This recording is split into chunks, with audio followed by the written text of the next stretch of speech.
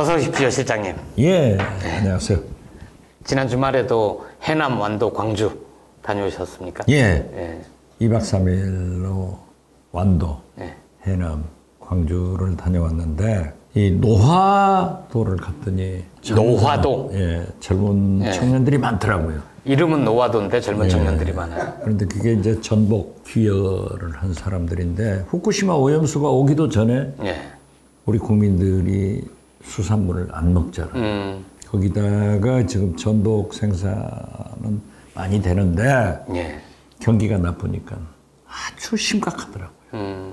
제가 마치 국회의원 된 것으로 알고 힘이 있는 것으로 알고 군납, 학교 급식에 넣어달라.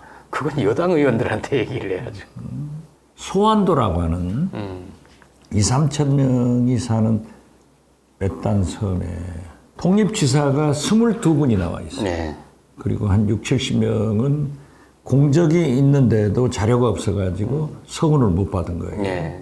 소환도는 독립운동사에 좀 이름이 있는... 많이 있죠. 그런데 1923년도에 사립 소환 소학교를 개교해가지고 거기 사람들이 했죠. 당시 우리 어머니 할머니들인데 여학생 수가 무려 22%가 돼요. 아, 그래요? 이렇게 완도 군민들이 진보적이고 개화. 그런데 그게 보니까 동학혁명부터 토지 반환운동 이런 저항의 피가 도도히 흘렀더라고요. 지난주에 민주당 내부에서 좀 일이 있었잖아요. 김은경 혁신이가 혁신 아니라고 내놨는데 이게 이제 혁신 아니면 정말 혁신이 돼야 되는데 그거 가지고 그동안 잠재돼 있던 꾹꾹 눌러 있던 이 내분이 좀 격화하는 거 아닌가 이런 걱정이 돼서 많이 격화되죠. 그러니까 뭐 올드보이 박지원은 양보하고 나오지 마라. 그러니까요. 다선 의원 용태론 다선 의원 용태론. 그러니까 완도에서는요, 해남에서 그 민주당 생각하지 말고 무소속으로 나와라. 그래도 우리는 당신이다 해서 그런 소리 하지 마라. 민주당에서 박지원 빼면은 누구를 공천 주겠습니까? 하고 좀 눌러놨죠. 근데 그건 어떻게 됩니까? 실장님 같은 경우에 이제 다른 당 갔다가 복당하신 거잖아요. 그거는 불이익이 없나요? 아, 그게 이제 본래는 25% 감점을 주게 돼 있었는데. 경선을 하게 될 경우. 그렇죠. 그런데 지난 대통령 선거 때 이재명 후보가 소위 사면 복권을 했죠. 아, 당내에서 사면 복권. 당내에서. 그래가지고 벌점이 없어졌고 재판 많이 받고 있는데 혹시 걱정하지 말라고 저는 삽니다. 민주당이 앞으로 어떻게 될까 좀 걱정이 되는데 그 지난번에 이재명 대표 만나셨을 때도 이런저런 얘기를 많이 하셨을 거 아니에요. 뭐 혁신이나 공천 문제나 앞으로 어떻게 하라고 조언도 하셨을 텐데. 글쎄 제가 이재명 대표한테 하신 말씀을 공개할 수는 없지만 좀 전략적 마인드를 가졌으면 좋겠어요. 윤석열 대통령이나 김기현 국민의힘 대표로 세상에 박지원이 살다 보니까 그분들을 칭찬하는데 잘하는 게 있어요. 공천 룰 문제를 일체 언급하지 않잖아요. 혁신위에서 물론 잘한 것도 있어요. 불체포 특권? 불체포 특권, 이재명, 이낙연 회동에서 어깨동무하고 나와라. 분열을 조장하는 그런 얘기는 하지 마라. 이런 건설적인 얘기를 했는데 이미 김은경 혁신위원장은 자기 가족사가 언급돼가지고 대표권을 상실했어요. 그러니까 조용히 갔으면 좋은데 참새가 죽을 때 째가고 죽는다고 마지막 날 사고를 치고 가더라고요. 대의원제 폐지, 다선 의원 용태론 뭐 이런 것들이 현역 의원 20, 30% 감점. 이런 것은요, 이 공천은 혁신이 아닙니다. 기습이어야 돼요.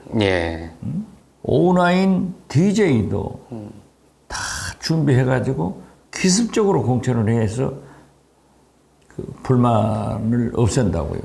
지금 8개월 남았는데 지금부터 그렇게 들썩들썩하게 하고 더욱이 문제가 되는 것은 전당대회는 총선 끝나고 하는 거예요. 그렇죠. 대의원제 폐지. 네, 이런 대의원제 폐지 이런 왜 구실을 주냐 이거죠. 네. 김대중 대통령께서 늘 정치인은 잘하는 것도 중요하지만은 구실을 주지 마라.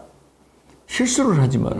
딱 구실 주고 가니까 지금 들썩들썩 하잖아요. 이재명 대표가 잘못될 경우에 대비해서 이재명 대표 이후까지 좀 염두에 둔 거 아닐까요, 그거는? 자기가 염두에 들 필요 없어요. 내일 지구가 멸망하는 한이 있더라도 민주당은 이재명 대표를 중심으로 단합해서 사과나무 한 그루를 심어야지.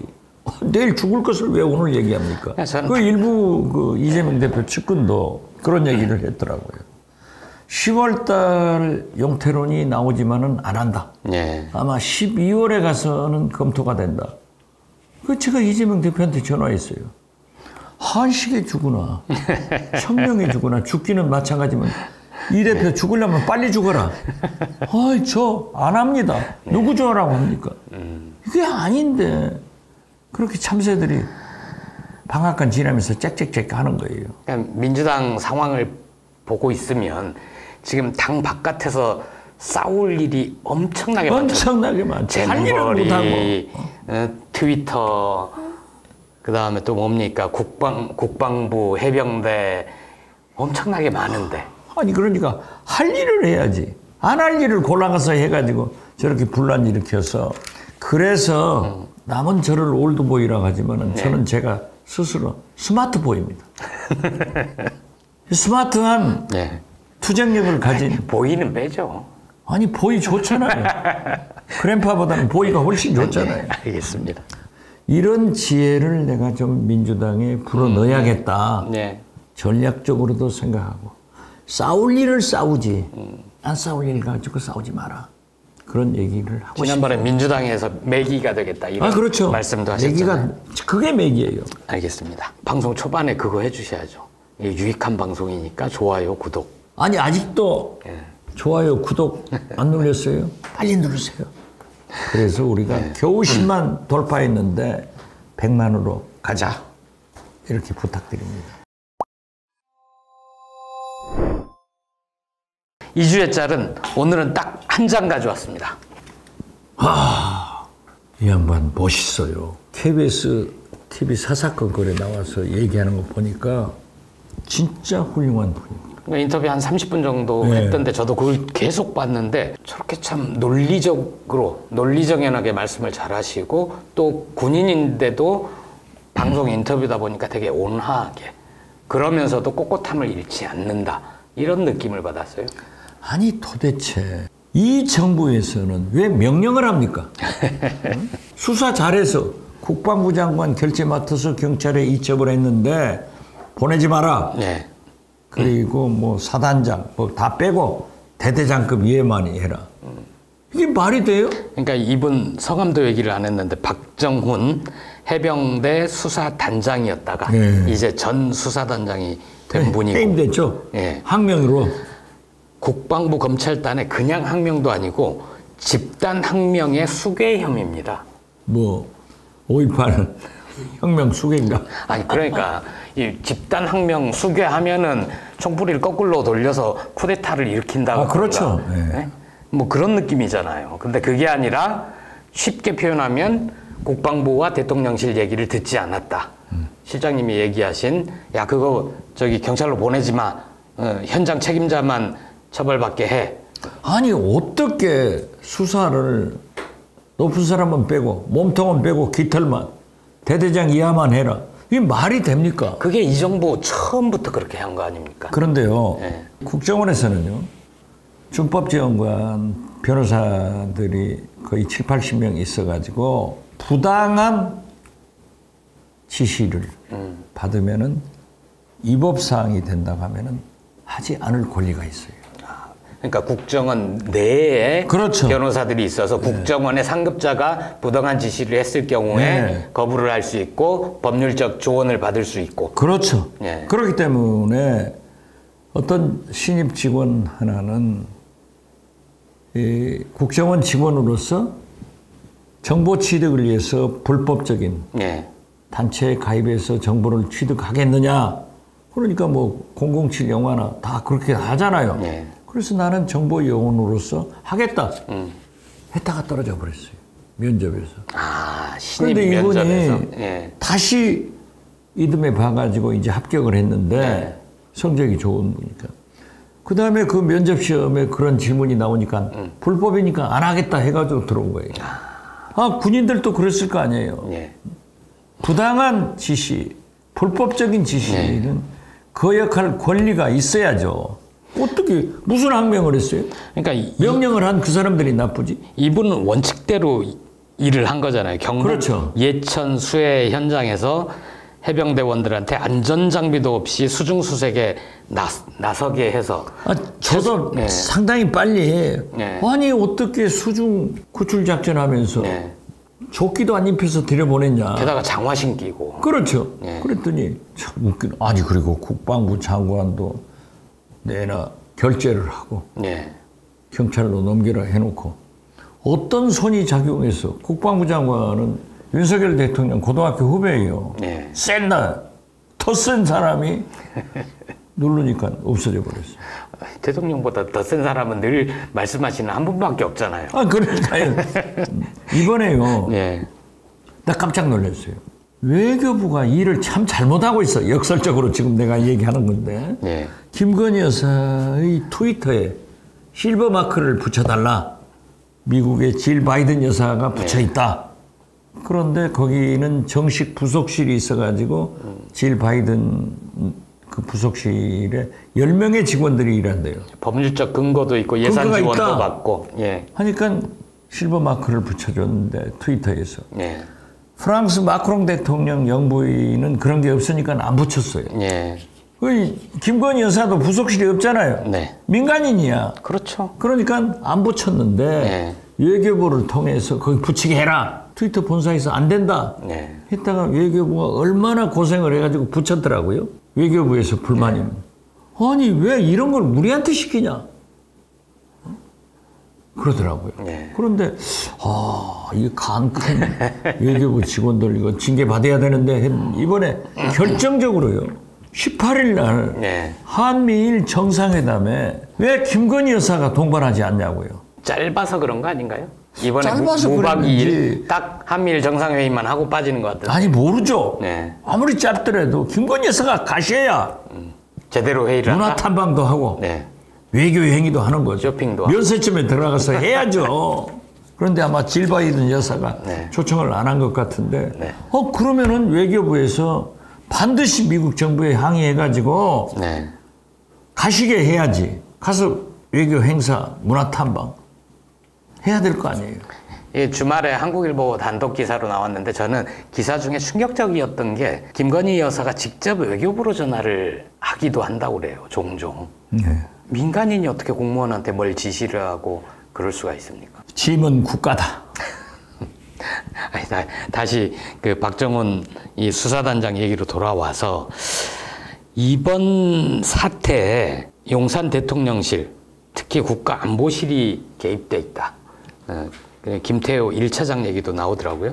그렇다고 그래. 예. 김태호 1차장하고 MB 정부 때 네. 같이 있었다는 거 아니에요? 네. 국방부 장관까지 국방부 해서 장관까지. 네. 네. 국방부 장관이 행정관이었고 이분도 해병대 사령관. 제1사단장 네. 임성근 이분이 또 사령관을 노리고 있나 봐요. 네, 그렇죠. 네, 그러다 보니까 이게 대통령실 입김이 작용한 거 아니냐 이 얘기가 나왔더니 대통령실에서 뭐라 그랬냐면 가짜 뉴스고 가짜 뉴스를 만드는 일은 부도덕한 일이다. 뭐 이런 식으로 자기들이 한 일이 부도덕한 일이에요. 잘못된 위법이에요. 네. 그런데 아무튼 남 탓 잘해. 신원식 국민의힘 의원이 뭐라 그랬냐면 이 박 수사단장이 인터뷰한 거 보니까 야당과 연계가 돼 있는 거.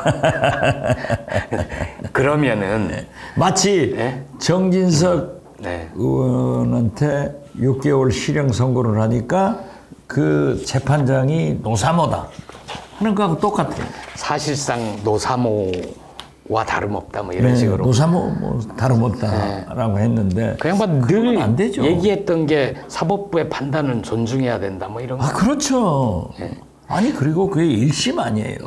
2심, 3심이 있는데 집권 여당에서 사법부를 그렇게 하고 지금 대통령실에서 국방부에서 저렇게 수사단장의 합법적인 업무를 예. 방해하고 예. 간섭하고 축소하고 있다가 하면은 제가 법조인이 아니어서 모르겠지만 직권 남용도 되고 뭐 방해죄도 되고 제가 있으면 얼마나 많이 이 정부에서 고맙다고 하고 또 고소를 했을까 고발을 했을까. 이 박정훈 전 단장은 국방부 검찰단의 조사를 받을 수는 없다. 제3의 뻔한 거 아니에요. 국방부 검찰단에서는 이미 저 해가지고 이제 잡아 넣으려고 할 거니까. 게다가 KBS 인터뷰했다고 징계까지 하고. 그 어떻게 될까요, 이거는? 윤석열 정부에서 살아남기는 어려울 것 같아요. 그렇지만 역사와 계속 입기는 힘들 거다. 국민은 우리 박 단장이 승리자로 평가할 겁니다. 집단 항명 수괴 혐의는 왠지 이름만 봐도 그렇죠. 혐의만 봐도 중형이 불가피할 것 같지 않습니까? 역사와 국민은 절대 박 단장한테 훈장을 줄 겁니다. 알겠습니다.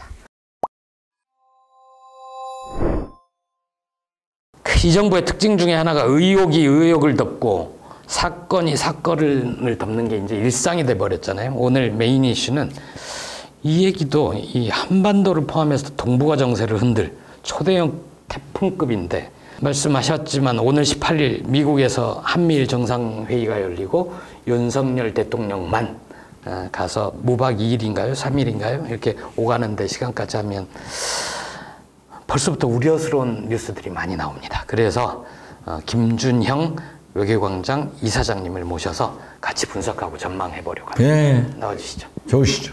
어서 오세요. 최고 전문가를 모셨으니까 저는 가급적 함구하겠습니다. 그러면 안 되죠. 아, 그럼 또 이게 누구의 식당입니까? 오랜만에 나오셨어요. 네, 오랜만에 나왔습니다. 저희가 여러 분 모시려고 그랬는데 워낙에 바쁘셔가지고.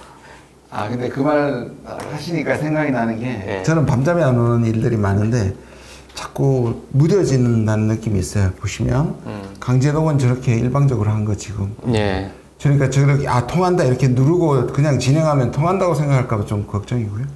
도청. 이거 어떻게 뒷수습을 한 건지 도청 안 하는 것을 조사를 도청당하는 걸 조사를 한 건지 미국이 도청한 거? 그걸 아무런 수습 없이 그럼 지금도 도청 받으면서 매일 중요한 회의를 한다는 거지. 이게 무뎌지는 게 너무 겁나고요. 오늘 말씀하신 것처럼 이 한미일 이 동맹으로 가는 게 제가 작년 11월부터 기회가 닿을 때마다 이거 큰일이다 말씀하신 그렇죠. 태풍급이다. 그런데 여기에 대해서도 자꾸 지금 언론의 기조를 보면요. 한미일이 그렇게 가는 게 긍정적인 것처럼 톤이 나와요. 저는 너무 걱정이 됩니다. 안보를 위해서 협력을 한다는데 뭐가 문제죠? 그러니까. 뭐 이런 식이잖아요. 긍정적이 아니라 그러한 것을 평가하고 비판하는 사람을 가짜뉴스, 그렇죠. 국익에 해치는 이런 사람들로 하는 좌파. 거예요. 좌파 아니에요? 그렇습니다. 오늘 우리 그러면 셋이서 국익을 한번 해치는 좌파 동맹을 한번 해보죠. 먼저 몸풀기 질문, 가벼운 것부터. 그러니까 한미일 정상들이 모이는데 보통 정상들이 모이면 회담이라고 하잖아요. 정상회담. 이번에는 왜 한미일 정상회의라고 하는 겁니까? 이게 이제 저희가 있는 거죠. 왜냐하면 회담이라고 하면은 전반적으로 그 자체 이벤트거든요. 회의는 회의체를 의미합니다. 그래서 우리가 동아시아 회의, UN 회의라 그러지, UN 회담이라 그러지 않잖습니까? 그러니까 뭔가 정례화되고 이것이 기구가 될 가능성을 지금 이미 그런 암시를 던진 겁니다. 그래서 이름에서부터 이름 자체가 이미 공식적으로 언론들한테 부탁을 했습니다. 그냥 언론이 부르는 게 아니고 정상회의로 불러달라라고 얘기를 했거든요. 그럼 이건 앞으로 정례화된다는 뜻입니다. 그러니까 둘을 하면 정상회담이고 셋 이상이면 회의가 아니고요. 그건 아닙니다. 정례화의 방점이 정례화의 방점이 있습니다. 이게 정례화를 넘어서 제도화가 되고 만약에 쿼드라든지 오커스 있지 않습니까? 호주, 영국, 미국처럼 이런 방식으로 가려는 게 미국의 뜻으로 보입니다. 파이브 아이스 많죠. 그렇죠. 그 이제 한미일 그렇게 되면 이게 결국 나중에 동맹이라는 지점을 향해서 가는 그런 아주 중요한 전환점이 되는 거죠. 우리 정부는 어제서야 그 대통령실에서 공식 발표를 했는데 그 전부터 외신 통해서는 얘기들이 좀 흘러나왔어요. 어떤 의제를 나누게 될 거다 뭐 얘기가 나오는데 미국 관리들 그리고 외신 통해서 조각조각 흘러나오는 소식들을 합쳐보면 이게 뭔가 엄청난 결정을 할 것 같은 그런 분위기를 풍기고 있잖아요. 어떻게 보세요? 지금 이 전체를 확 흔든 게 파이낸셜 타임스 그였습니다. 거기에서 이제 뭐 한미일 안보 협력체뿐만 아니라 거기에서 포인트가 되는 게 뭐냐 하면 한일 각국이 외부로부터 공격을 받으면 한일 양국이 반드시 서로 협의할 의무를 가진다. 참 말이 애매한데요. 그걸 이제 duty to consult라 그래요. 그러니까 이거는 뭐냐 하면 우리가 공격을 받았을 때 우리가 일본하고 의무적으로 협의를 해야 된다는 뜻입니다. 좀 이상하지 않아요? 이게 뭐냐면 거기에서 의무 요구를 조금 한 단계 더 나가면 자동으로 개입한다. 그건 동맹이죠. 지금 한미 군사 동맹이 그거 바로 그거 동맹의 제일 그 기본이 이게 이 협의의 의무가 아니라 개입의 의무입니다. 그 딱 한 장 종이 한 장 차이까지 가는 거거든요. 굉장히 노골적입니다. 저는 파이낸셜 타임스가 이렇게 했지만 그렇게까지 가지는 않으려고 봅니다. 왜냐? 에드블룬이군요. 에드블룬이고 간 보는 것이고 내부적으로는 얘기가 됐겠지만 제가 왜 그러면 그까지는 못 갈 거냐고 보냐면 미국에서 가장 걱정하는 것은 한국 국민의 윤석열 정부의 한미일 동맹, 특히 어떻게 수습은 했지만 일본 반일 감정이 우리한테는 있다는 것이 이 약한 고리인 한일을 미국은 동맹으로 만들고 싶지만 아직은 시기상조라고 생각을 하는데 아까 말씀드린 자꾸 무디게 자꾸 집어 던져 넣는 겁니다. 보면 제가 어디서 그거를 좀 단초를 알 수 있냐 하면 이번에 나토 가가지고 작년에 갔다 오면서 안보실 1차장이 이렇게 얘기했습니다. 한국과 나토의 협력을 제도화시키겠다. 그러면 이게 이제 보통 말하는 이제 준동맹으로 가고 싶어 하는 거거든요. 왜냐하면 나토는 동아시아로 진출하고 싶어 하고요. 미국의 입장에서 보면 중국과 러시아를 붙였잖아요. 이걸 어떻게든 이간을 시켜야 되는데 이걸 붙여버렸잖아요. 그러면 미국이 가진 것은 이걸 이간질에 실패하면 어떻게 하느냐 하면 자기가 가지고 있는 유럽의 나토하고 아시아의 동맹을 연결시키는 겁니다. 그래서 작년과 올해 미국이 생각하는 똑똑한 똘똘한 추종국 네 국가 한국, 일본, 호주, 뉴질랜드를 데려갔단 말이에요. 작년에도 나토로 갔고 이번에도 그다음에 이번에 가서 회의까지 시켰어요. 사국 회의를 따로 했습니다. 그다음에 이게 이제 미국으로 봐서는 이 둘을 연결시키는 건데 그 직전에 무슨 일이 있었냐면 프랑스가 문제 제기를 했습니다. 문제 제기한 지점은 뭐냐면 일본에다가 나토 사무실, 연락 사무실을 내는 것을 했어요. 안 된다고 얘기를 했거든요. 거기서 미국은 연결시키는 것도 위에서 이렇게 제도화를 시킨 다음에 이 내용을 채워가는 방법은 오히려 저항을 부르겠다. 그러면 그래서 한 게 뭐냐면 실질적으로 한국하고는 나토하고 11개 부분에 협약을 합니다. ITPP라고 합니다. Individually Tailored Partnership Program, ITPP라고 하는데요. 그냥 얘기하면 사이버부터 이번에는 여러 가지 11부분에서 협력을 이렇게 하고 바텀업으로 나중에 제도화를 입히겠다는 겁니다. 우리하고는 11개, 일본하고 15개 체결했습니다. 기둥들을 다 세운 뒤에 나중에 딱 지붕만 얹으면 제도화되는 그래서 이번에 보면 3가지더라고요. 인공지능, 사이버, 경제안보. 그럼 뭐냐면 똑같은 방법으로 한미일도 협의체라고 정도로 얘기할 것 같고요. 그 다음에 실질적 분야들을 확대시키면서 나중에 제도화는 이게 익숙해질 때 올리지 않을까. 파이낸셜 타임스는 간본 것이다. 그렇다고 해서 우리가 안심할 때가 아니다. 이렇게 얘기해서 할 수 있습니다. 파이낸셜 타임즈에서는 듀티 투 컨설트 해서 준 동맹 정도로 합의할 가능성이 있다라고 띄워놓고 그에 못 미치는 수준의 합의를 하더라도 나중에 결국 그런 방향으로 가지 않겠느냐라는 걸 보여주는 걸 수도 있겠네요. 지금 숨기는 위장수를 쓰고 있다 저는 생각합니다. 그러면 좀 하나씩 짚어보려고 하는데 파이낸셜 타임즈 얘기는 해주셨고 자동 개입 직전에 한일 양국 누구 하나가 공격을 받으면 반드시 협의를 의무화한다. 요게 이제 가장 우려가 되는 대목이라는 거고, 그 8월 10일인가요? 존 커비 백악관 국가안보회의 전략소통조정관 뭐라고 얘기했냐면 구체적인 의제는 얘기 안 하면서도 논의할 내용이 엄청나게 많고 역사적인 논의를 고대하고 있다. 이런 얘기를 했거든요. 이거는 무슨 얘기인가요? 일단 말씀하신 그 파이낸셜 타임에 대해서 쫙 한번 얘기해 보면요. 이 정도의 워딩이라는 것은 그냥 언론이 누구한테 듣지 않고 소설을 쓸 수 있는 수준이 아닙니다. 그렇잖아요. 매우 그렇죠. 구체적입니다. 네. 그리고 그것이 전문가들이 보면 이게 동맹 직전이라는 걸 알게 되니까 이거는 분명히 들었다고 우리가 말하는 누군가의 입에서 나온 겁니다. 네. 아까 말한 건 그래서 던져준 거고요. 그냥 전망 기사가 아니라 누구한테 듣고 나서 분석 기사로. 분석 기사고 그런 의미에서 말씀하신 에드블루를 고의적으로 의도적으로 저는 던졌다고 생각하고 여기도 보면은 전체적으로 지금 이제 커비의 얘기도 그렇습니다. 그러니까 많은 역사적 논의를 할 것이라고 얘기했고 다들 아시다시피 이게 출발점은 작년 11월이라고 제가 말씀을 드렸잖아요. 프놈펜에서 네. 그때도 한미일이 공동성명을 하는 것은 최초의 일입니다. 공동선언문을 채택하고 8개 합의사항을 발표한 게 처음입니다. 그 다음이 언제였냐 하면 이게 G7이었습니다. 근데 G7에서 미국의 정부에서 부도 사태가 나가지고 그냥 황급하게 미국으로 돌아가면서 초청을 했었잖아요, 그때. 네. 원래는 G7에서 이걸 하려고 그랬습니다. 왜냐하면 G7에서는 사실 G7이 경제체제임에도 불구하고 나토처럼 중국에 대한 공동전선을 하려고 그때 막 분위기를 띄웠던 걸 기억하시죠? G7이 일본 히로시마에서 6월이었나요? 5월 말이었습니다. 5월 말. 네. 그때도 근데 미국하고 중국이 소위 말하는 디리스킹이란 말을 하면서 약간 우호적인 분위기로 바뀌었고요. 그래서 원래 중국에 대항하는 것도 좀 약해지고 거기서 한미를 묶어가지고 하려던 것들을 뒤로 밀어서 아예 미국에 초청한다고 그때는 말했고 지금 8월 18일에 하는 게 1년에 지금 이 과정이 다 의도되어 있고 그 배후에는 미국의 큰 청사진이 있다는 겁니다. 그렇게 봤을 때 미국은 이렇게 얘기할 수 있는 거죠.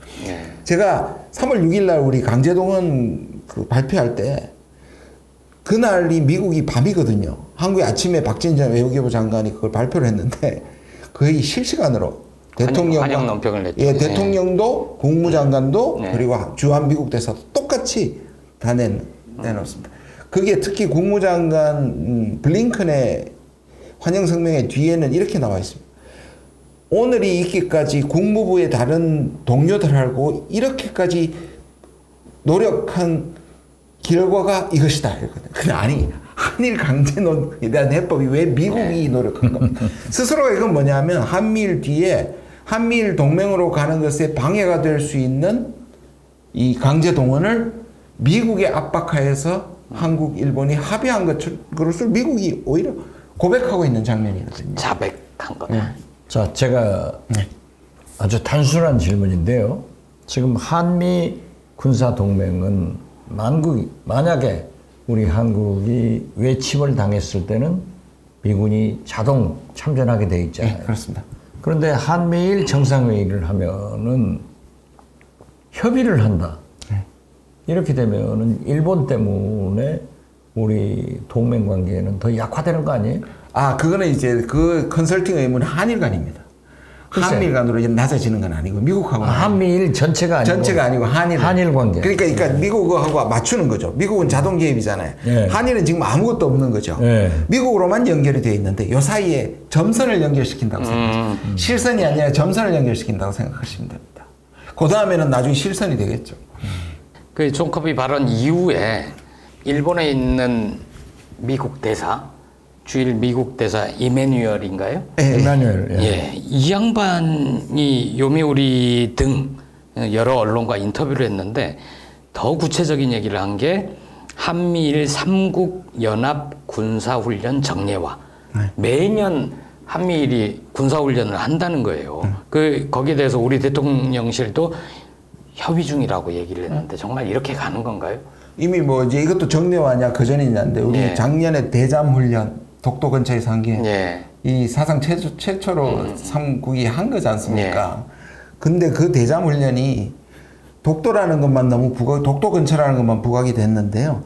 그때 대잠이라면 잠수함을 가상하고 할 거 아닙니까? 그렇죠.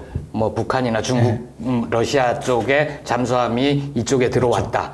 한미일이 어떻게 그걸 잡을 것인가, 뭐 이거죠. 제가 군사 전문가들한테 물어보니까 그게 했던 게 7,000톤급 이상입니다. 그런데 북한이 최고 지금 하고 있고 두 척을 건조 중인 최대 크기가 3,000톤입니다. 그럼 뭘 의미할까요? 이거는 북한용이 아니에요. 아닌 거죠. 중국하고 러시아용입니다. 그러니까 이거는 미국이 원하는 바이고요. 지금 나와 있는 대체적으로는 북한을 빌미로 하죠. 북한의 위협에 대한 빌미로 하지만 미국의 보관은 당연히 한미일을 묶어서 중국과 러시아를 한다는 것이고, 이건 미국 입장에서는 굉장히 유리한 전략적 전개인데 문제는 우리죠. 우리가 중국하고 러시아의 반대편에 서서 적대 관계를 가지게 된다는 뜻입니다. 지리적으로 보면 우리가 최전방에 서는 거 아닌가요? 최전방이죠. 공격적인 입장에서 좋게 얘기하면 돌격대, 선봉대가 그것도 좋은 건 아니지만요. 근데 저쪽에서 보면 우리가 이걸 나쁘게 생각하면 또는 극단적으로 생각하면 총알 바지가 되는 거예요.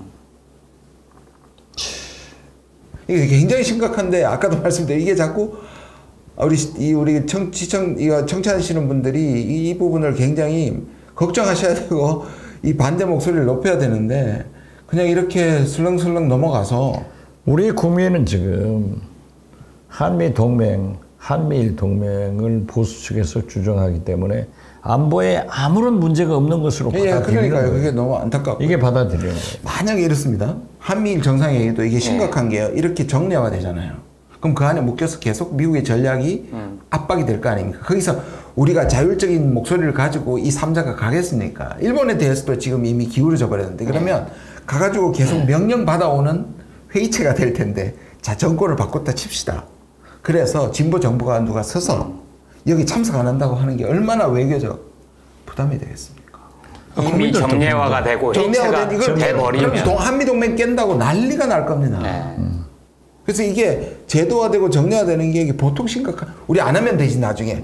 아닙니다. 이렇게 우리가 늘 고민하는 게 이 정부가 망가뜨려 놓은 외교적 이 피해를 복구할 수 있느냐에 저는 그런 질문 많이 받거든요. 일 다 망가뜨려 놓은 거 언제 복구할 수 있냐. 대표적으로 복구하기 힘든 게 이런 제도화입니다. 그뿐만 아니라 아까 말씀드린 게 군사 훈련을 같이 하려면 서로 명령어가 통해야 될 거 아니에요. 컴퓨터에 다 일치돼야 됩니다. 지금 미국하고 일본하고 한국이 하고 있는 게 바로 이거거든요. 특히 미사일, 북한이 거기에 있으니까 이 미사일에 대한 명령어라든지 훈련체계라든지 작동체계를 일치화시키는 겁니다. 그러면 원래는 각국이 갖고 있는 명령체계가 다른데 그거를 미국식으로 다 합쳐버린다는 거죠. 그렇죠. 우리는 KAMD라 그랬잖아요. 한국형 미사일 방어라 그랬잖아요. 저도 그때도 이 문제를 제기했습니다.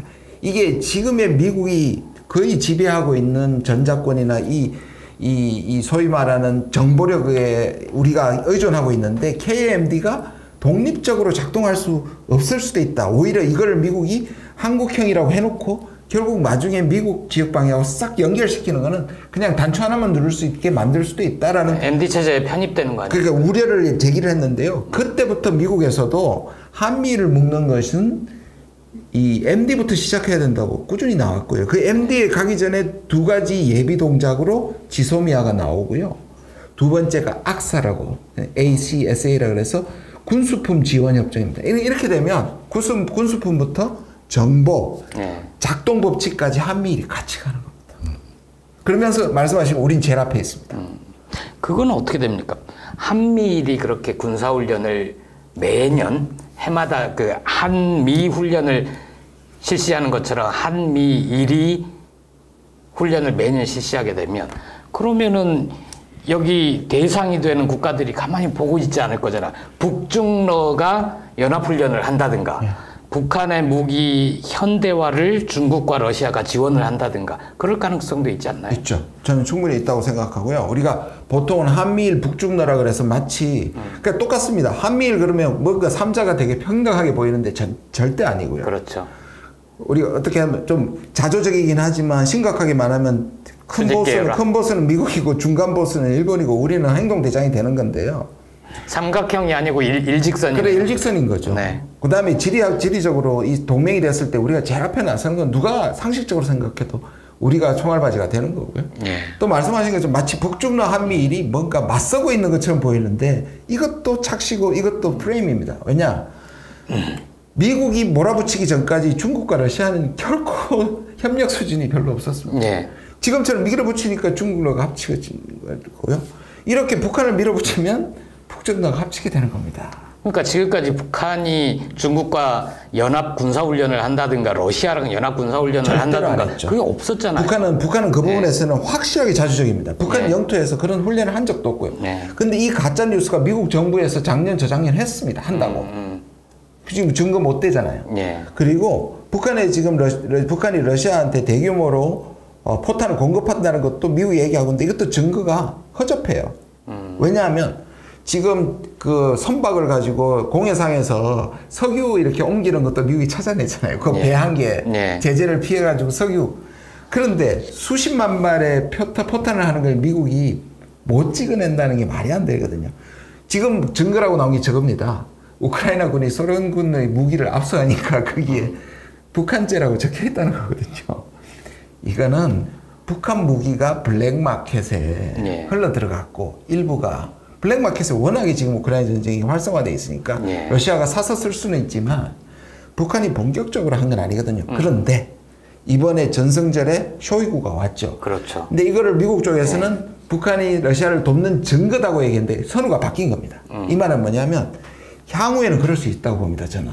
이게 왜 한미일이 묶이고 북한을 압박하고 제도화되고 계속 한미일이 군사훈련하면 앞으로 상황은 빌미를 줄 수 있습니다. 북중러를. 그러니까 신냉전은 북중러가 만들어서 한미일이 지금 뭉치는 것처럼 얘기를 하는데 선호가 바뀐 겁니다. 한미일이 이렇게 해서 한반도를 중심으로 군비 경쟁이 일어나고 북중러가 묶이게 할 가능성이 있습니다. 그러면 우리는 한미일이 묶여서 안보 협력이 돼서 우리가 안보를 확보하는 게 아니고 안보가 훨씬 더 위협적이 되는 겁니다. 2000년 6.15 남북 정상회담 할 때도 김정일이 가장 싫어하는 나라가 중국, 러시아, 일본이에요. 절대 못 믿는다. 그런데 제가 2000년 8.15 때, 6.15 후 때 갔을 때 김대중 대통령이 다시 물어보라고 그래서 물었더니 똑같은 얘기를 하더라고요. 미국인데 지금 우리 이사장께서 말씀하신 대로 한미일 동맹 하면은 북한에서는 북중러 혈맹이다.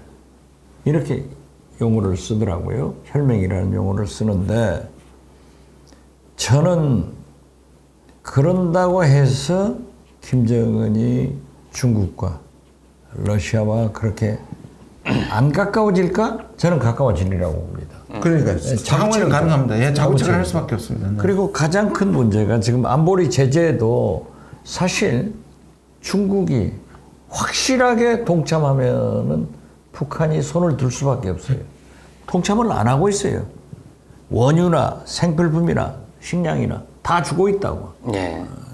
처음에는 동참했었죠. 형식적이죠. 그렇잖아요? 저는 그렇게 봐요.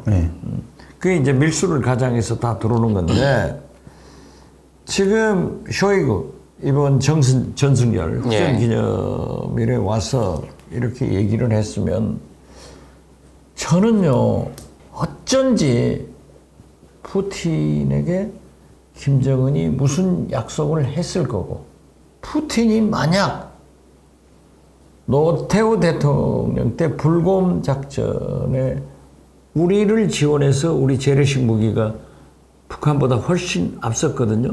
그런데 이번에는 2% 부족한 인공위성, ICBM, 핵, 미사일 기술을 푸틴이 북한에 지원했을 때 세계적 재앙이 되고 가장 큰 재앙은 우리 한국과 일본과 미국이다.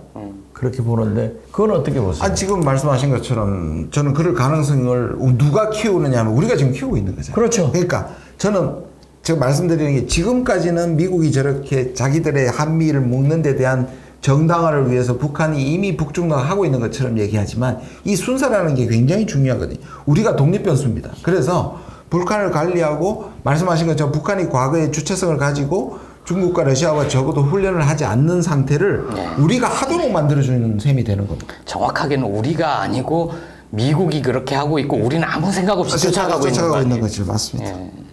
걱정입니다. 아니 미국이 하는다 하더라도 윤석열 대통령이 하는 거예요. 그렇죠. 그 어려운 6.25 때도 일본 자위대가 참전한다 네. 하니까 이승만 대통령은 38선의 총구를 전부 일본으로 향해라 하고 배척해버렸잖아요. 네. 그러면서도 이승만 대통령은 한미 군사동맹을 체결해가지고 만약 우리 한반도에 적군의 침략이 있을 때는 미국이 자동적으로 참전한다. 이게 6.25 때 실제로 나타났지 않습니까? 네. 그러니까 저는 미국도 문제가 되겠지만은 윤석열 대통령의 철학 없는 이런 외교가 불씨를 가져오고 있다.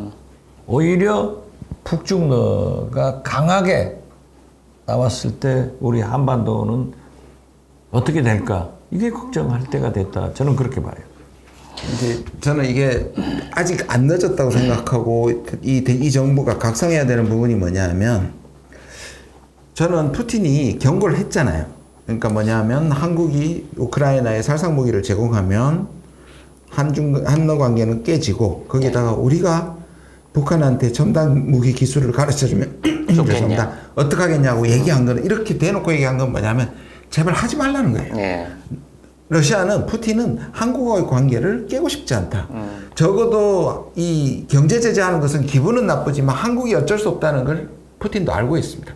그러나 레드라인을 그어놓고 끊는 이유는 그걸 공개하는 이유는 제발 넘어오지 마라. 네. 고 끊고 싶지 않다는 거거든요. 근데 이게 우리가 그거를 무시하고 가면 이미 최고 결정자의 입으로 뱉은 말이란 말이에요. 지금 한국이 보십시오. 가가지고 생즉사 사즉생으로 한다 그러고 돈도 거의 10억 불을 내놓고 오고 네. 점점 더 다가가고 있단 말이에요. 그걸 또 미국이 원하고 있고. 아직은 인도주의적 지원이지만 그 이상 나가게 될 경우. 아니 지금 이미 다 대의 지뢰 탐지기 준다는 거잖아요. 네. 이 지뢰 탐지기는 늘 디펜스가 오펜스인 거예요.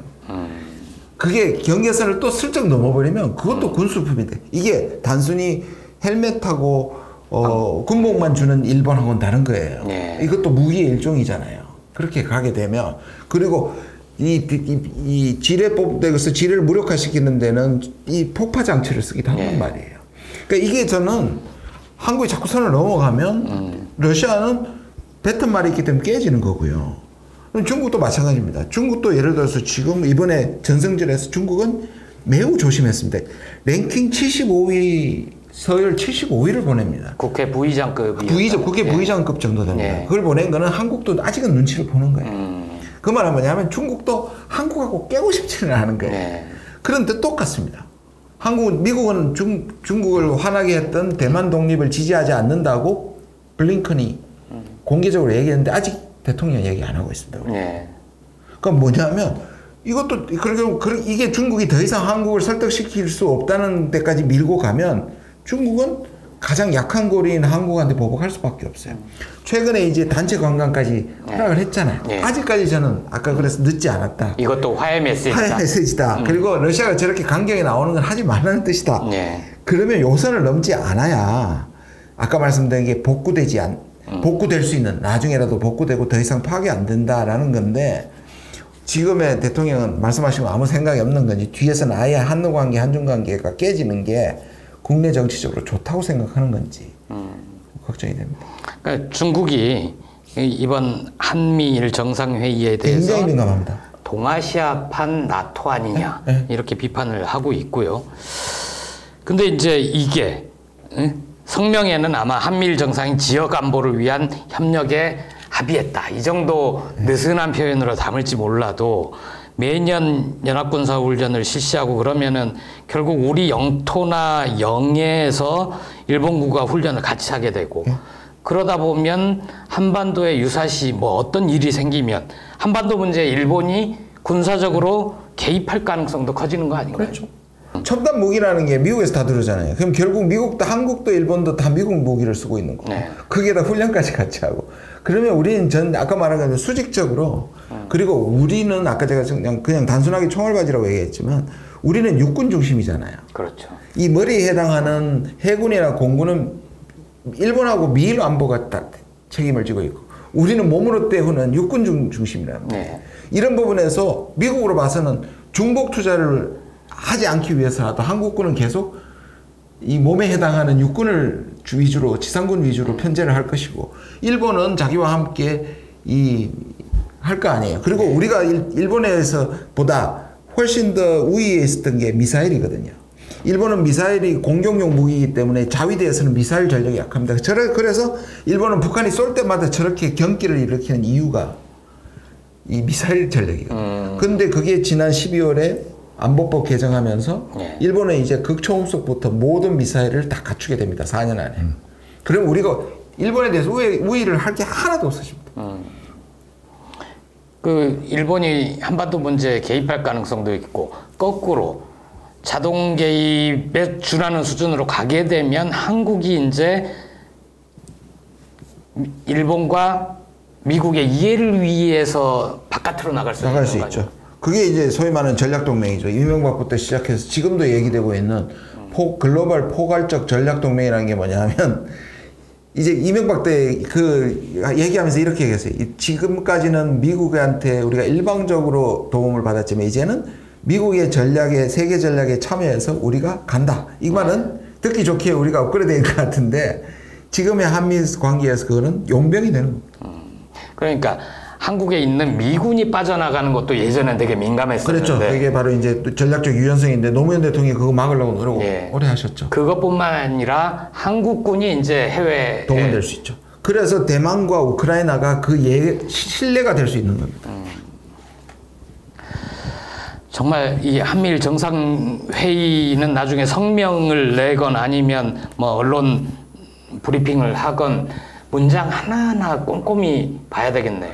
그렇습니다. 그리고 저는 예측에 실제적으로는 많은 얘기를 할 것 같은데 지금의 미중 분위기나 이런 전체 분위기에서 모두를 자극시킬 정도로 어마어마한 아까 말씀하신 적어도 이 말 속에는 파이낸셜 타임스가 얘기하는 정도로 가는 거는 만약에 그렇게 간다면 그건 엄청난 오만이라고 저는 생각하기 때문에 오히려 표현은 조금 다소 약할 수 있는데 실제적인 것들을 많이 할 것 같다는 생각이 좀 듭니다. 저는 그런 생각이 들어요. 미국은 그동안 한미 훈련을 했고 한일 훈련을 했고 따로 훈련을 했는데 그거 합쳐서 해서 돈도 아끼고 시간도 아끼고 그리고 일본에 맡길 수도 있고 아시아 방위를 일본, 한국을 중국, 러시아를 견제하는 데 써먹을 수 있고 일본은 또 하나 이번 이슈에 포함될지 모르겠지만 후쿠시마 오염수 방류 이 문제를 의제화하려고 하다가 잘 안 되는 모양이에요. 그래서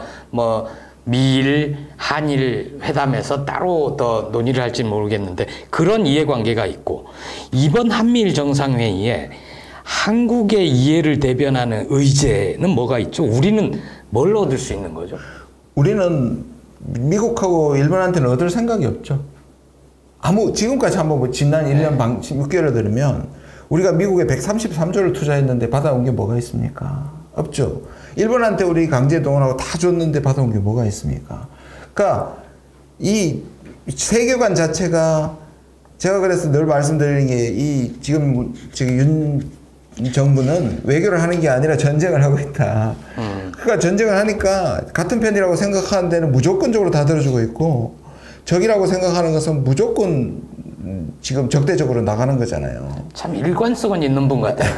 네? 국내 정치 편가르기 하듯이 외교도 딱 편갈라서. 정확하게 보셨어요. 저는 세계관 자체가 국내 정치의 이 좌파 척결 그리고 국외적으로는 러시아, 북한, 중국이라는 악마 제거 이게 미국의 네오콘들의 그다음에 일본의 극우들의 세계관이거든요. 이걸 그대로 장착한 것 같습니다. 세계를 흑백, 적과 아군으로만 나오는 거고 지금 전쟁을 하고 있는 겁니다. 우리가 개방형 통상국가로 수십 년 동안 어마어마한 발전을 이뤘는데 이 외교력을 사용하지 않고 정말 전 세계가 우리나라 사람들을 좋아할 정도로 소프트 파워가 급성장했는데 갑자기 전쟁을 하다니요. 저는 이분이 생각하고 이 정부가 생각하는 게 50년 전의 냉전 같아요. 실장님 이렇게 한반도 운명을 뒤흔들 수 있는 엄청난 일이 벌어지고 있는데 우리 국회는 민주당은 우리 시민사회는 이거 어떻게 막을 수 있습니까? 그냥 보고만 있어야 됩니까? 윤석열 대통령이 정치는 검찰 수사하듯 네. 검찰 수사는 정치하듯 하는 거예요. 그리고 이분이 자기의 잘못을 절대 인정하지도 않고 사과하지도 않고 그대로 밀고 간다고요. 왜? 검찰은 잘못했다 하면은 재판장이 기소한 피고인에 대해서 무죄를 주거든. 그러는데 이렇게 강하게 밀고 붙이는데 네. 야당인들 진짜 어떤 방법이 없는 것 같아요. 그래서 저는 늘 그냥 세월의 약이다. 응? 아니 우리가 박정희 전두환 때도 살았는데 네. 저항하면서 가자. 방법이 있어요. 네, 아까 이사장님 말씀이 이게 한번 회의체 어떤 조직으로 딱 구성이 돼버리면 다음에 어떤 정부가 들어서서라도 그걸 바꾸기 무지 힘들 거라는 거잖아요. 그거야 뭐 안 바꿀 수 없는 거 아니에요? 그렇기 때문에 저는 외교는 국익인데 네. 국가이익인데 지금 윤석열 대통령은 미국 대통령, 일본 총리 역할을 하지 대한민국 대통령 역할을 안 하시는 거예요. 일본 총리면 다행입니다. 제가 보기엔 일본 국선 변호사 같아요. 국선 변호사. 일본을 걸 모든 것들을 여기서 변호해주는. 그래서 저는 이번 한미일 정상회담에서 마지막으로 한번 기대를 걸어보는 게 네. 후쿠시마 오염수 방류를 바이든 대통령에게도 설득하고 네. 키시다 총리에게 최소한 한국의 전문가들이 과학적 검증이 끝날 때까지 방류를 연기해라. 그리고 불연이면은 고체화라도 해서 보관을 해야지 방류하지 마라. 이것만은 좀 얻어가지고 왔으면 좋겠어요. 제가 아까 지난 주말에 갔다 온 완도 얘기를 했잖아요. 네. 노아도의 젊은 청년들이 공포에 떨고 있어요. 그렇기 때문에 이 전복을 어떻게 할 거냐, 광어를 어떻게 할 거냐, 이 수산물 문제가 있는데 저는 아니 태평양 군도에 인구 10,000명, 20,000명 있는 나라도 일본 네. 외상한테 하지 마라 이렇게 하는데 무엇이 두려워서 윤석열 대통령이 후쿠시마 어부도 환경단체도 일본 국민도 반대하는데 지구상에서 유일하게 내놓고 찬성은 윤석열 대통령이 하느냐. 그래서 저는 이순신 장군이 전하 저에게는 12척의 배가 있습니다 하듯이 대한민국 국민 여러분 8월 18일 제가 하고 오겠습니다. 그래서 저는 윤석열 대통령이 마지막 이거 하나라도 관철을 해서 제발 대한민국 대통령으로 돌아오셔야지 일본 총리하고 돌아오시지 마라. 그걸 말씀드리고 싶어요. 기대하세요? 진심으로? 기대 안 해요. 정말 꿈 같은 얘기입니다. 아니 너무 상식적이고 너무 합리적인 말씀인데 이 정부가 할 걸 생각하니까 이게 코미디 같습니다. 그러니까 그 정도로 말씀하신 것처럼 전혀 저는요 우리가 그거 아세요? 전 세계에서 수산물 소비가 세계 1위입니다. 1위죠. 네. 1위입니다. 우리가 가장 많이 이 피해를 받고 워낙에 해산물을 좋아하니까요. 근데 지금 저는 이 우리의 반대 때문에 안 하는 게 아니고요. 저는 오히려 우리는 찬성할 준비가 돼 있는 거고요. 문제는 그래서 기시다와 바이든이 합의를 하면 그냥 우리는 마지못해서 이번에 오히려 저는 대통령의 생각이 이번에 빨리 이거 짚고 넘어갔으면 좋겠다. 그러니까 이 회의에서 다 하라고 허락하고 우리는 마지못해서 끌려가가지고 이 문제가 일단락 됐으면 좋겠다고 생각해서 그런 게 추진되거나 얘기돼도 단 한마디에 반대되는 부정적인 얘기는 저는 안 할 거라고 봅니다. 반대로. 이걸 반대하면 또 가짜 뉴스로 난리가 아니에요. 그러니까 본인이 이제 가짜 뉴스를 못 만들겠죠. 빨리 끝내서 총선하고 거리를 두는 게 오히려 더 낫다. 네, 그렇게 생각할 거라고 봅니다. 그렇지만은 절대 이건 용서가 안 됩니다. 맞습니다. 맞습니다. 먹고 사는 문제 아니에요. 먹는 문제 아니에요. 식품 아니에요.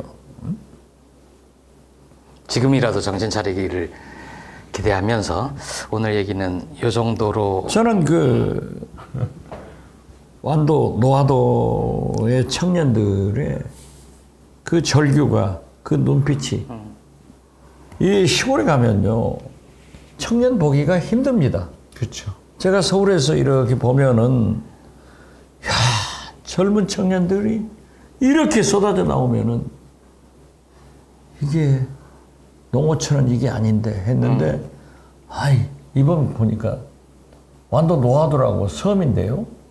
거기에 그렇게 청년들이 있더라고요. 웬 청년이냐? 네. 그랬더니 전복, 양식에서 귀화하고 이런 사람들이 지금 빚더미에 올라서서 폐업을 하고 어떻게 할 거냐 이거 하고 있는데 이런 대통령께서 우리가 먹는 것을 오염수 먹으라 하면 안 되죠. 그래서 저는 이번에 꼭 그것 좀 해가지고 오시면은 안보 전문가이신 우리 김진영 이사장이 뭐라 하더라도 나는 이것만은 하나 해왔으면 좋겠어요. 우리 이제 이사장님 보내드릴 시간인데 뭐 혹시 더 강조하시거나. 제가 이제 좀 암울한 말씀을 드렸는데 조금 희망적인 것도 분명히 존재하는데 아까 말씀드린 것처럼 러시아와 중국이 한국이 친미적일 수밖에 없다는 거는 염두에 두고 그럼에도 불구하고 그래서 이걸 쉽사리 깨지 않을 거라고 보고 과거에는 한국이라면 하나로 해석을 했어요. 특히 중국과 러시아는 이런 국가들은 한국을 한 단위다라고 생각했는데 나눠서 보기 시작한다는 게 제가 들립니다. 무슨 말씀이냐면 한국의 정부는 천년만년 갈 수 없다. 5년에 한 번씩 바뀐다는 것도 인지하고 있고요. 이 정부의 대러 정책과 대중국 정책이 국민들의 지지를 얻고 있지 못한다. 대다수의 지지를 얻고 있지 못한다는 걸 판단하고 있습니다. 그건 뭘 의미하느냐. 여기서 망쳐도 웬만하면 중국과 러시아는 기다려줄 마음이 있는 겁니다. 저는 그래서 이번에 단체 관광도 중국이 굉장히 기분 나쁜 상태에서 오히려 이렇게 우호적 조치를 한 거거든요. 그렇게 보면 저는 반대로 시민들이 이 정부의 이런 정책, 오염수부터 시작해서 한미를 반대한다는 목소리를 더 크게 요소마다 저를 포함해서 우리 원장님 포함해서 이런 얘기를 하면 이게 중국, 러시아가 다 듣고 있습니다. 중국 대사관하고 러시아 대사관 앞에 가서 얘기할 필요는 없는데. 아니 단체 관광 풀어준 거 있잖아요. 제가 국정원장 할 때부터 중국 정부에 계속 요구한 거예요. 민주주의는 국민이 정하는 거다. 그런데 지난 4월 22일 싱하이밍 대사하고 저하고 저녁을 먹는데 윤석열 정부하고는 절대 안 한다는 거예요. 그래서 그건 정부하고 안 하는 것은 문제가 있지만은 민주주의는 국민으로부터 나온다. 그렇기 때문에 우리 국민도 중국을 제일 싫어한다. 이 민심을 달래기 위해서도 지구상에 유의하게 BTS 공연, 드라마, 영화가 상영되지 못하는데 이걸 풀고 단체 관광을 풀어라 했더니 그때 좋은 결과가 있을 거라고 하더라니까요. 그런데 지금 보니까 풀었는데 잘한 거 아니에요? 그런데 그 국민의힘 어떤 사람은 그랬대요. 이게 윤석열 대중여교의 승리라고. 이 사람들 이렇게 생각합니다. 우리가 강하게 나가야 중국하고 러시아가 무릎을 꿇는다. 이게 말이에요. 그건 아니죠. 그렇게 생각합니다. 저는 이제 우리가 더 잘해서 아이돌 공연, 드라마, 영화가 상영될 수 있대. 그렇게 끌고 가야 돼요. 관계 회복 틈이 열렸으니 그렇죠. 이 틈을 좀 우리 벌리고. 국민이라도 해야 돼요. 알겠습니다. 오늘 얘기는 여기서 마치고요. 이사장님 보내드리겠습니다. 우리 끝나고 나서 다시 한번 얘기하시죠. 네, 고맙습니다. 고맙습니다. 자주 나오세요. 열심히 나오겠습니다. 뭐가 그렇게 바빠요? 아닙니다. 사실 딱 한 번 부른 거 거절했을 뿐입니다.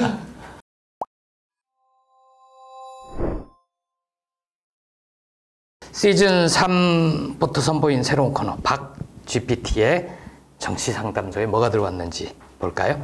아이디 하민김 3923님의 질문입니다. 정치인의 면피용 언어가 피곤하게 느껴집니다. 소위 유체이탈 화법이 시민의 공감을 이끌어내지 못하는데도 사라지지 않는 이유는 무엇일까요? 이겁니다. 이게 아마 잼버리 사태 때도 제대로 준비를 못 해놓고 나중에 우리 정부의 위기 대응 능력을 보여줬다 뭐 이런 얘기하는 한덕수 총리나 김현숙 여성가족부 장관 뭐 이런 얘기도 여기에 해당될 것 같은데 유체이탈 화법 왜 사라지지 않는 겁니까? 정치는 이제 말로 하니까요. 궁에 빠지면은 그렇게 빠져나가려고 하는 거죠. 그렇지만 그것은 지금 시대가 변했어요. 네. 원체 정보 IT가 발전돼가지고 지금 못합니다. 네. 거짓말 못하는 거예요. 이해찬 대표가 약 한 달 전에 저하고 식사를 하면서 박지원 원장 당신은 꼭 국회로 가라. 네. 지금 180명보다 훨씬 더 잘 싸우는데 다음 국회에 들어가서 민주당에 활력을 불어넣어달라고. 자기도 나오라 한대요. 그런데 못한다. 왜? 이미 뱉어놓은 말이 있어서. 내가 정치를 하지 않겠다고 선언했기 때문에 못한다. 많이 개선되고 있어요. 예. 그래서 문제는 아까 중국 얘기도 했지만은 우리 국민이 감시를 해야 돼요. 우리 국민이. 이번에 하와이 산불로 예. 한 100여 명이 지금 사망했어요. 피해가 더 그 커질 것 미국에서도 예. 사이렌이 안 울렸더라고요. 이런 시대지만은 우리 국민의 IT 이러한 것이 발전됐기 때문에 유체이탈 화법이 나오면은 저도 써요. 그렇지만 그때그때 지적해서 변화를 시키자. 국민이 변화를 이끌어야 된다. 저는 그렇게 봅니다. 그러면 점점 사라질 거다. 사라지죠. 알겠습니다. 아니, 과거에는 거짓말하고도 딱 잘못됐잖아요. 이제는 못해요. 제가 재밌는 표현으로 들었던 건 정치인은 어항 속에 물고기처럼 살아야 된다. 근데 그게 그냥 원행뿐만 아니라 사람들이 당신의 머릿속까지 다 들여다보고 있다. 그러므로 생각마저도 바르게 해야 된다. 이런 아니 제가 걸어다니면서요. 예. 가장 중시하는 게 건널목. 이게 빨간불이 아무도 밤에 사람이 없으면은 제가 여의도 공원에서 이제 이 운동하고 밤 11시에 들어오면은 신호가 많이 막혔잖아요. 예. 다 그대로 서 있어요. 누가 찍으면 어떻게 돼요? 이건 조심하는 그렇죠. 요새는 카메라, 네, 그렇죠. 카메라, 그러니까, 폰에 녹음도 되죠. 네. 국민이 깨어 있으면은 모든 것이 된다. 그래서 저는 유체이탈 화법도 sooner or later 없어진다. 그렇게 봅니다. 알겠습니다.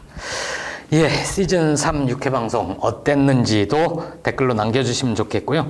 공개 방송 공지 한 번 더 드릴게요.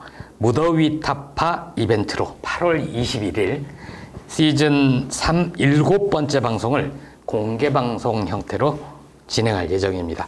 고정 댓글로 자세한 공지 남길 테니까 거기에서 신청해 주시고요. 선착순으로 딱 20분만. 예. 네. 공개 방송 신청하기 전에 구독, 좋아요 꼭 눌러주세요. 그래야 우리가 계속 좋은 방송을 계속할 수 있습니다. 네, 고맙습니다. 박지원의 식탁 시즌 3 무더위를 뚫고 쭉 달려보겠습니다. 다음 주에 다시 찾아오겠습니다. 고맙습니다. 감사합니다.